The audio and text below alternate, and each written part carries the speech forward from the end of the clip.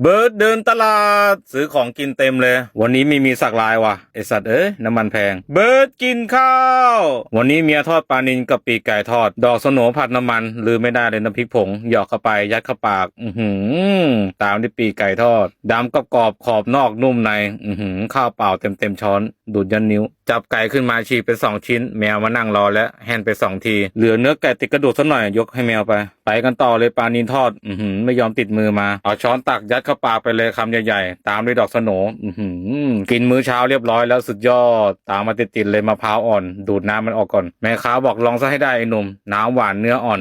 กูเห็นเนื้อแล้วแม่งกูนึกว่ามะพร้าวแกงเอาไปทำน้ำกะทิน่าจะดีเบิร์ดกินมะพร้าวอ่อนยกสดแม่งเลยหวานเจี๊ยบสุดยอดขอบอกไปต่อกับลูกกูเลยกินซูชิชิ้นละ5 บาทยัดเข้าปากเด็กน้อยนี่โคตรชอบ เอาอะไรมาแลกก็ไม่ยอมว่างั้นโรตีสายไหมไปกันต่อเลยมื้อเที่ยงเคยกินกันไหมออกเสียงให้ถูกด้วยโรตีสายไหม เคยกินไหมเด็กยุค90สมัยก่อนน่าจะเคยกินกันทุกคนป่านนี้โตขึ้นมามีหนวดกันหมดแล้วเมื่อก่อนพ่อค้าขี่มอเตอร์ไซค์มีตู้หยอดเหรียญอยู่ข้างหลังกว่าจะได้แต่ละอันลุ้นกันแทบตายถึงจะได้กินมันก็เพลินสนุกดีนะรอพ่อค้าแม่ค้ากว่าจะมาขายขนมแต่ละอย่างแต่ละชิ้นมันก็เป็นประสบการณ์ดีๆสมัยเด็กนะกูก็มาเล่าต่อบอกต่อให้ลูกกูฟังได้ลูกกูก็ถามไม่หยุดเลย